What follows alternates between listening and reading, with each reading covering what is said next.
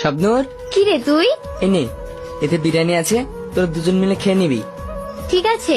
এই, তুই যে বললি ওকে দুদিনের জন্য রাখ, কিন্তু আজ 2 সপ্তাহ হয়ে যাচ্ছে, ওকে নিয়ে যাওয়ার কোনো খোঁজই নাই। তোর ব্যাপার সেবার কি রে? ওর প্রেমে পড়লি নাকি? শাবনূর, আমি সত্যি সত্যি মনির প্রেমে পড়ে গেছি রে। না রে, মনে সত্যি খুব ভালো মেয়ে, তোর সঙ্গে খুব মানাবে। আমি আসছি, অফিসে দেরি হয়ে যাচ্ছে। শাবনূর, আরে আঙ্কেল, আপনি? কি এটা? সেলিমের আব্বু। থাক মা থাক। মা, তোমার নাম কি? আমার নাম মনি। আচ্ছা মা, তুমি কি আমার ছেলেকে বিয়ে করবে? হ্যাঁ। ঠিক আছে মা, আমি কালকেই তোমাদের বিয়ে দেবো। বিআই মশাই, আমার মেয়ে জামাইকে আজকে আমি নিয়ে যেতে চাই। আমি যেতে পারি, তবে আমার একটা শর্ত আছে। বলো বাপ সেলিম, তোমার কি শর্ত? আমি মনির মুখে শুনেছি আমার শাশুড়ির কথা।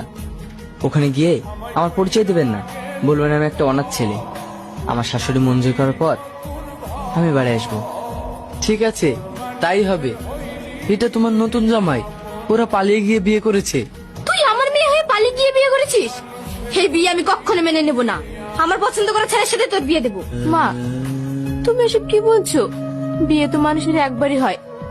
আমি সেলিমকে বিয়ে করেছি, আর সারা জীবন ওর সাথেই থাকবো। তুমি যে এবার জামাই, সেই সম্মানটুকু পাচ্ছ না।